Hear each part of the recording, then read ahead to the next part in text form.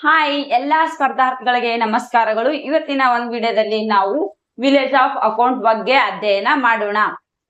ನೀವಿನ್ನು ನಮ್ಮ ಚಾನೆಲ್ ನ ಸಬ್ಸ್ಕ್ರೈಬ್ ಮಾಡಿಲ್ಲ ಅಂದ್ರೆ ಸಬ್ಸ್ಕ್ರೈಬ್ ಮಾಡ್ಕೊಳ್ಳಿ. ಹಾಗೆ ಈ ವಿಡಿಯೋನ ನಿಮ್ ಫ್ರೆಂಡ್ಸ್ ಗೆ ಶೇರ್ ಮಾಡಿ. ದಯವಿಟ್ಟು ವಿಡಿಯೋನ ಕೊನೆವರೆಗೂ ನೋಡಿ.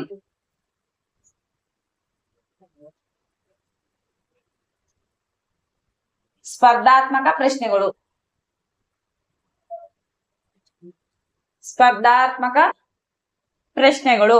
ವಿಶ್ವವಿಖ್ಯಾತ ಚೆನ್ನಕೇಶವ ದೇವಾಲಯ ಎಲ್ಲಿದೆ? Option A Belur, option B Gadag, option C Gulbarga, option D Tumakuru. ಇದಕ್ಕೆ ಸರಿಯಾದ ಉತ್ತರ ನಿಮಗೆ ಗೊತ್ತಿದ್ರೆ ಕಮೆಂಟ್ ನಲ್ಲಿ ತಿಳಿಸಿ. ಈ ಒಂದು ಪ್ರಶ್ನೆಗೆ ಸರಿಯಾದ ಉತ್ತರ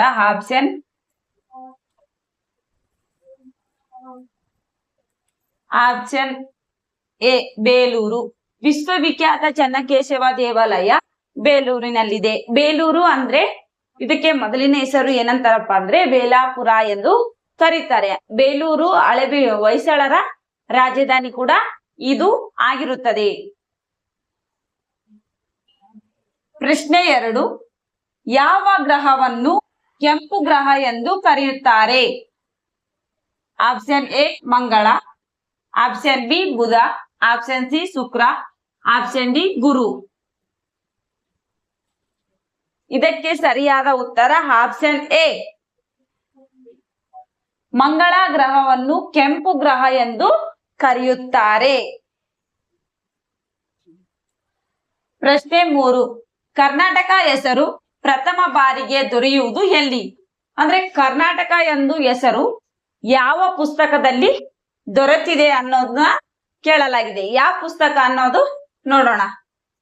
option A Mahabharata, option B Ramayana, option C ಶಾಸ್ತ್ರ, ಆಪ್ಷನ್ ಡಿ ಪುರಾಣ. ಇದಕ್ಕೆ ಸರಿಯಾದ ಉತ್ತರ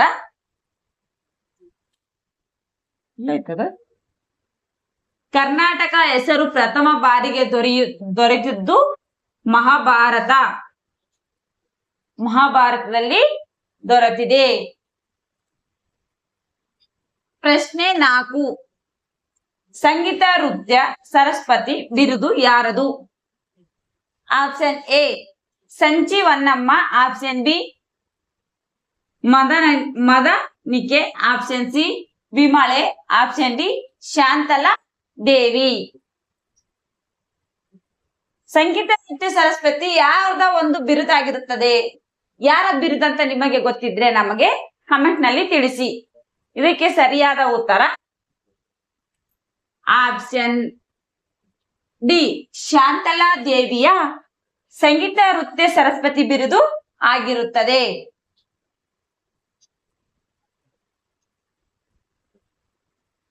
ಪ್ರಶ್ನೆ 5.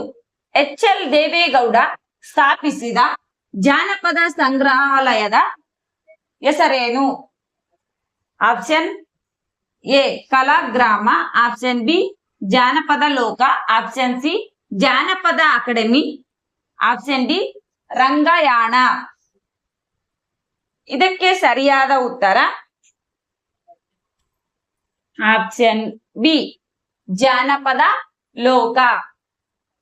ಎಚ್.ಎಲ್. ದೇವೇಗೌಡ ಅವರು ಸ್ಥಾಪಿಸಿದ ಜಾನಪದ ಸಂಗ್ರಹದ ಹೆಸರು ಜಾನಪದ ಲೋಕ ಎಂದು ಇವರು ಸಂಗ್ರಹಾಲಯವನ್ನು ಹೆಸರು ಕೊಟ್ಟಿದ್ದಾರೆ.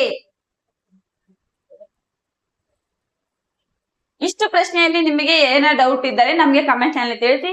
ನಿಮ್ಮ ಒಂದು ಪ್ರಶ್ನೆಗೆ ಉತ್ತರಿಸುತ್ತೇವೆ. ಬಾಯ್ ಫ್ರೆಂಡ್ಸ್, ಧನ್ಯವಾದಗಳು.